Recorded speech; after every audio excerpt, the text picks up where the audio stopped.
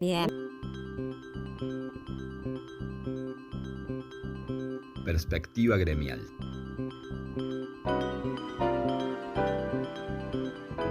Y así nos metemos en el tema del día. Así es, vamos a compartir un audio de Guillermo Ashworth, el ex secretario general de AGD, donde nos relata el contexto en el que surge el Frente Sindical y Social de Río Cuarto en el año 2018, del cual nuestro gremio formó parte. El Frente se proponía luchar contra las medidas neoliberales que afectaban el bolsillo y el futuro de las y los argentinos, así que escuchamos a Guillermo y así cerramos Perspectiva Gremial de hoy.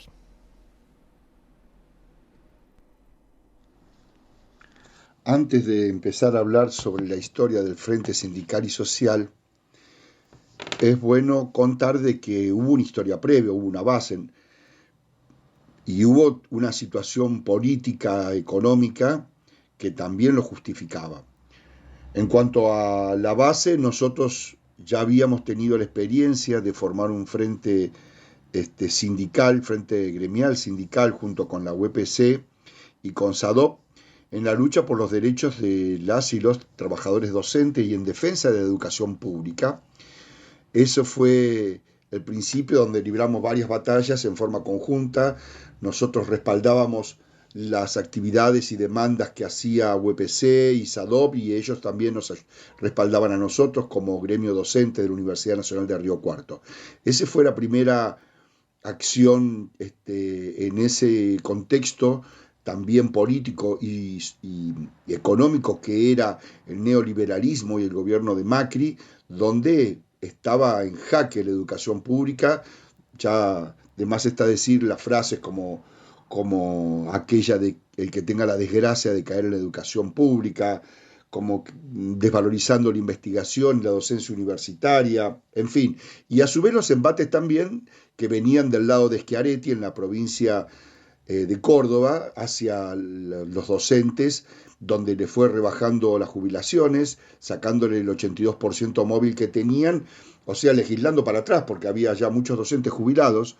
y sin embargo le legislaron para atrás, algo totalmente inconstitucional, que ahora están todavía con ese reclamo, han pasado varios años ya. O sea, hubo un contexto también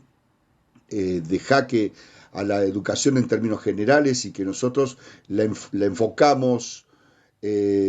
como un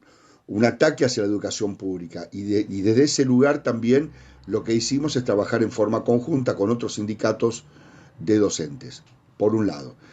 Así arranca lo que fue la primera actividad con otros sindicatos. Luego hay una citación de parte de la CTA, donde nosotros participamos con la intención de armar un frente sindical y bueno, para hacer resistencia a lo que se buscaba, que era la reforma laboral, perdiendo derechos a los trabajadores, y la reforma previsional, haciéndole perder derechos a los compañeros y compañeros jubilados. Y ahí se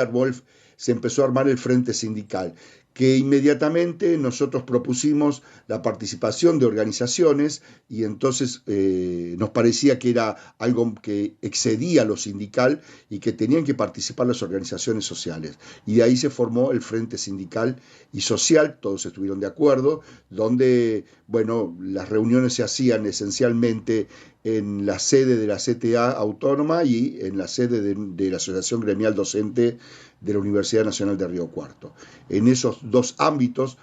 se fueron elaborando distintos programas de acción. Coincide también con una fuerte lucha en el año 2017 de parte de todos los docentes universitarios, donde terminamos armando una carpa en la plaza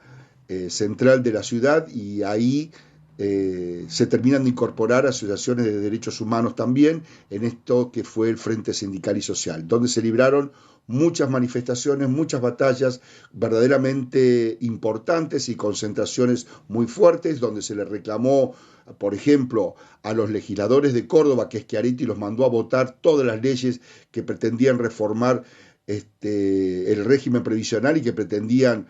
reformar también el régimen laboral, lo cual creo que fue lo que terminó frenando no solamente la lucha desde Río Cuarto, sino la lucha a nivel nacional, terminó frenando esas reformas que estaban en pie y que ahora en sus en sus dichos de campaña ya lo están planteando nuevamente, ¿no? Siempre parece que el ajuste tiene que empezar por los trabajadores y los jubilados, nunca por los que más tienen. Entonces el Frente Sindical y Social tuvo razón de ser en ese contexto, se libraron luchas muy importantes y eso fue verdaderamente una experiencia muy enriquecedora. Creo que luego las elecciones, nosotros ya lo veíamos venir, generaba mucha tensión dentro del Frente Sindical y Social, porque los posicionamientos de la CGT y de la CTA, y de inclusive dentro de la misma CGT y dentro de la misma CTA eran diferentes respecto de las elecciones, la posibilidad de cambiar este gobierno neoliberal que es el macrismo, el gobierno del PRO, donde el radicalismo era un convidado de piedra, que simplemente lo que hacía era levantar la mano y apoyar todo lo que el PRO llevaba adelante, que el PRO no deja de ser una expresión más de todos los movimientos conservadores que hubo en este país de derecha, ¿no? Y bueno,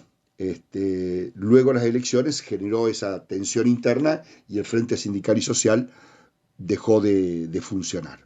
Lo que no quita que no tengas que volver a hacerlo ante la situación que estamos atravesando en estos momentos.